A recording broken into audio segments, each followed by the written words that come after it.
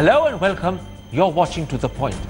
With the Supreme Court hearing on the constitutional legality of the National Judicial Appointments Commission gathering steam, is the government worried that the present architecture of the commission could be deemed unconstitutional? And secondly, as the parliamentary committee studying the land acquisition amendments begins work, could the government accept significant changes to its proposals? Those are two key issues I shall discuss in part 2 with the Law Minister, Sadanand Gowda. But first, yesterday's spectacular military operation against militants both along the Nagaland-Manipur border as well as inside Myanmar. It's headline news on the front pages, and there's considerable curiosity to find out more. With me tonight are two former army chiefs who understand such operations and can share with us the sort of thinking and planning that would have gone into this one. They are the Army Chief during the Kargil operation, General Ved Prakash Malik, and the Army Chief during Operation All Clear, General Nirmal Vij. General Malik, as I said, audiences are curious. They want to try and understand yesterday's very successful operation against militants, both along the Manipur-Nagaland border as well as inside Myanmar. As a former Army Chief, tell us, how difficult would such an operation have been?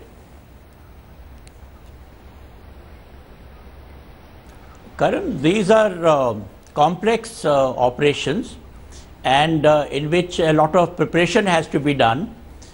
If that kind of some preparation has been done beforehand, and your troops are well trained and you have the wherewithal to launch such operations, then it becomes easier, because the psychological impact of such operation and the success also both depends on how quickly you can launch these operations. There's a lot of coordination required, and last minute you have to have the latest information. You have to have good information about the ground, the location of these camps. You have to have consider the routes and the approach that you are going to take there. That has to be the last minute information, intelligence. Okay. And then you launch these troops. But before that, there are other aspects like coordination with the Air Force, coordination or having this permission from the political authorities. The decision making gets involved from the lowest to the highest level. And of course, in this case, there was also requirement of coordination with the Myanmar army. So it's a fairly complex operation. Certain amount of preparation which has been done beforehand, people have been trained for this kind of operation, it becomes slightly easier. But then the process has to be gone through very quickly, and I must say that the operation which was done yesterday morning, it had been very well coordinated and very promptly undertaken. Now, General Vij, in December 2003, when you were Army Chief, the Indian Army conducted something called Operation All Clear inside Bhutan, presumably with the support of Bhutanese soldiers and perhaps the Bhutanese government. What sort of soldiers are used? There's a lot of curiosity about the sort of Jawan, the sort of officer who takes part in this sort of operation. The papers refer to them as paratroopers, as commandos. Give us an idea of the sort of soldiers that are necessary and the sort of skills for this sort of operation.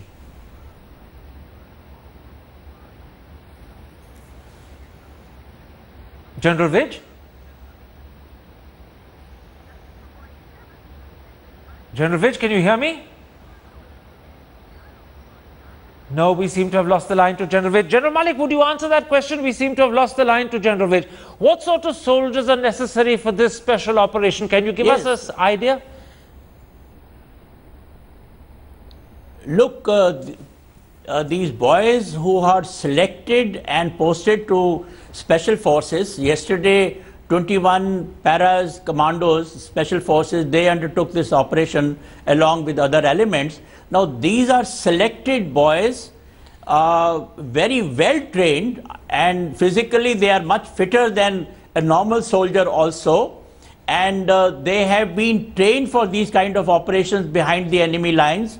They are, I would say, they have better weapons, and they have better tactics available to them, and they make use of all the gadgetry that is possible.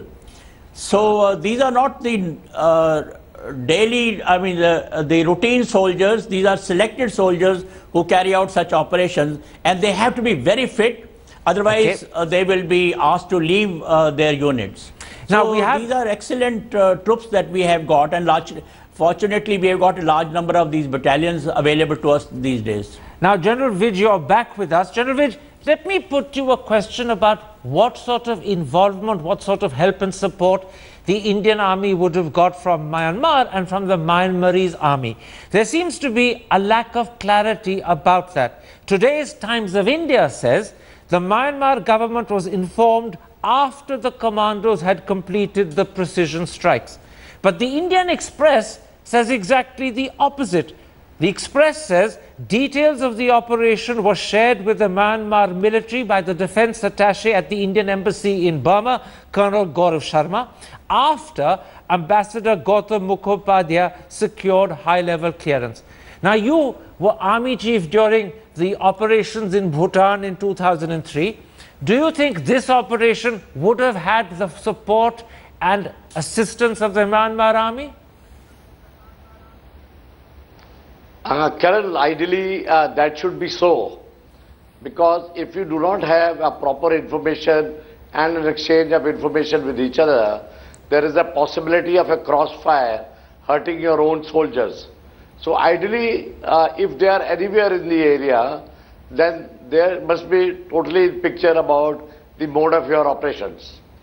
So what you're saying is that this operation, particularly the strikes that took place inside Myanmar territory, would have had the support and assistance of the Myanmar army. It could not have happened without their knowledge and without their support. Have I understood correctly, General Saab? No, what I mean to say is, if they are in that area, then they must be in full pictures, otherwise there will be a crossfire. If they are not in that area, then it's okay. You have your own real-time information and you can work on that. Now, when in 2003, when you handled Operation All Clear, and Indian soldiers cleared out militants on the Bhutanese side of the border, did you have support of the Bhutanese army and the Bhutanese government, or was it done without their knowledge? No, it was a total cooperation between the two armies. As a matter of fact, the entire preparation started 3 months in advance, and the King of Bhutan himself took a lot of interest in it. There was a divisional headquarters and 2 brigades of the Royal Bhutanese Army which were involved with us. So there was a total exchange of information and an excellent communication between the two armies so that we could exchange minute-to-minute information. So would I be right in assuming that this time around too, there would have been a fair amount of cooperation and help from the Burmese or Myanmar army as well? Would I be right in assuming that, General Vij? Yes, ideally that should be so, because that would be a big help. Now, General Malik, the key question that people are today asking is, can a similar operation be carried out on the western side against militants or terrorist training camps, either inside Pakistan or inside Pakistan-occupied Kashmir? What's your answer to that?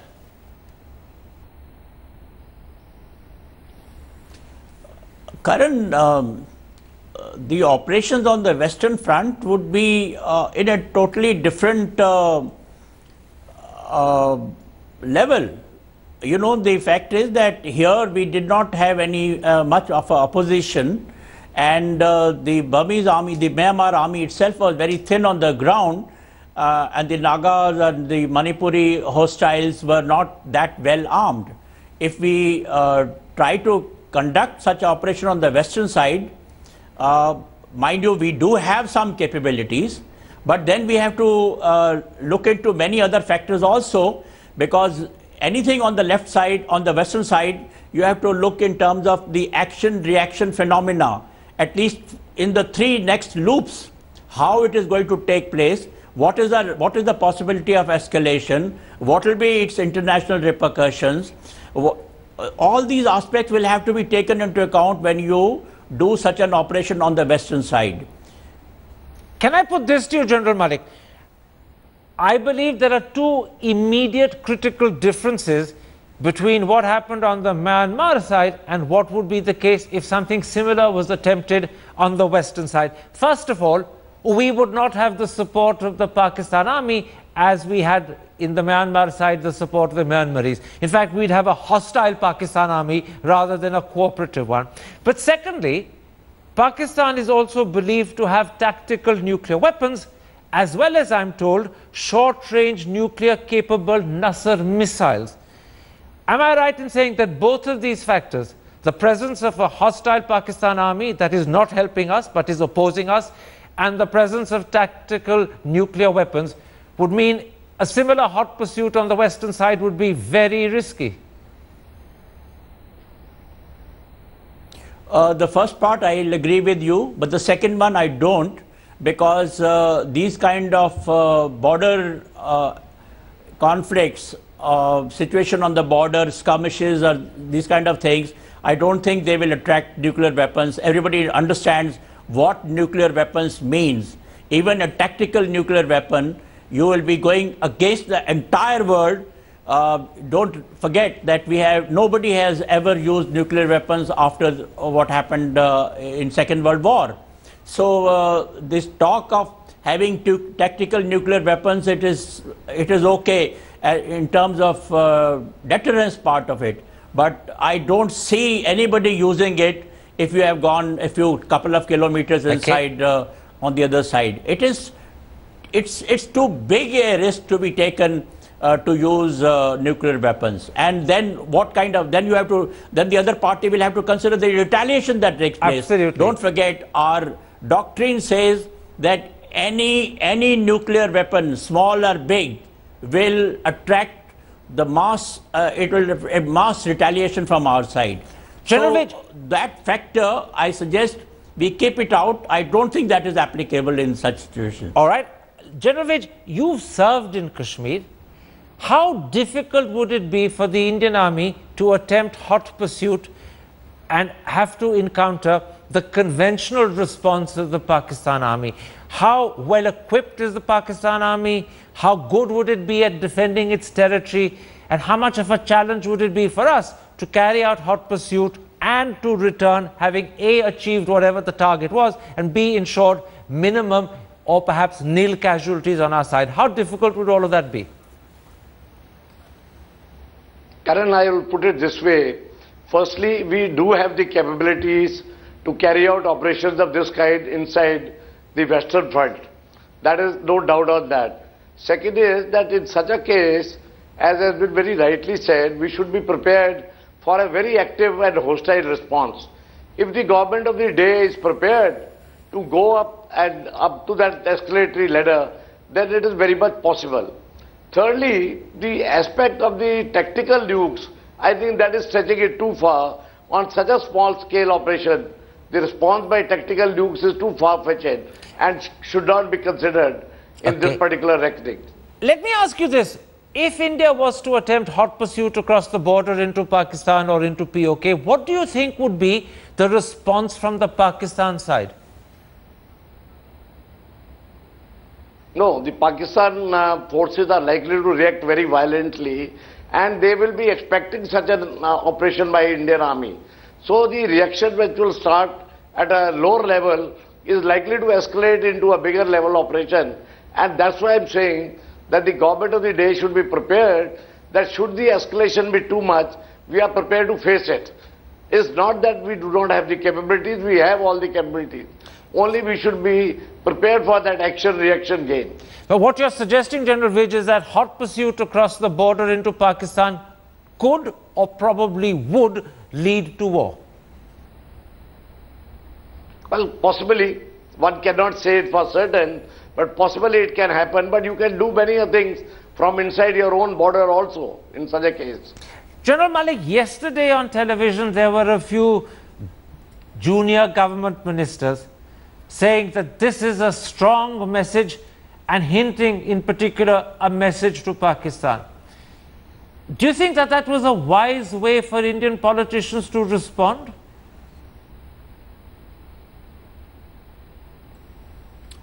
I heard those comments, and the people who are making those comments are young, they are energetic, they are very enthusiastic, but I think they were indulging a little more on the rhetoric side than just conveying a message. So I would say that one has to be mature little more in responding into such things. As everybody is saying that we do have the capability, but it doesn't mean that we are going to respond in that fashion, that anything happening and we will jump into the fray. We will have to consider all factors. As we do have the capabilities, and it can escalate to a limited war. I don't think it will escalate to a major conventional war. But then we have to be prepared for all those situations, and we have to be prepared both in terms of forces, in terms of public opinion, in terms of international opinion, when we take that kind of a situation and we take that action. So let's not talk of political rhetoric. But these are the capabilities which are available, and the government, if it wants to use it, I suppose it can. One quick question, General Malik. One of the things that we're very proud of is that the operation on the Myanmar side yesterday was carried out without any casualties on the Indian side. Could we be sure of a similar result were we to try an operation on the Pakistan side, or would we have to factor in fairly sizable casualties? No, we can never be sure of not having or having what kind of casualties. Whenever we go into a conflict situation, one has to be prepared for casualties. Of course, it is the job of every commander to make sure that there are minimum number of casualties. So if we go anywhere on the western side, we will have to be prepared for casualties. And one has to then make an effort to make sure that we are able to bring back those casualties and not leave them behind. But in any conflict situation, I don't think anybody can give you a guarantee that there will be no casualties. Very quickly, General Vij, we have very limited time. Do you think politicians should be a little bit more careful, a little bit more cautious, rather than be gung-ho after yesterday? I personally feel a measured response is always better. The words must be chosen with a lot of care. All right, General Vij, I think that is a good message from both of you as former army chiefs to our politicians. Guard against a rush of blood to the head. It's unwise. My thanks to both of you for joining me, and in particular for shedding light on what happened yesterday and explaining to us just how difficult it would have been.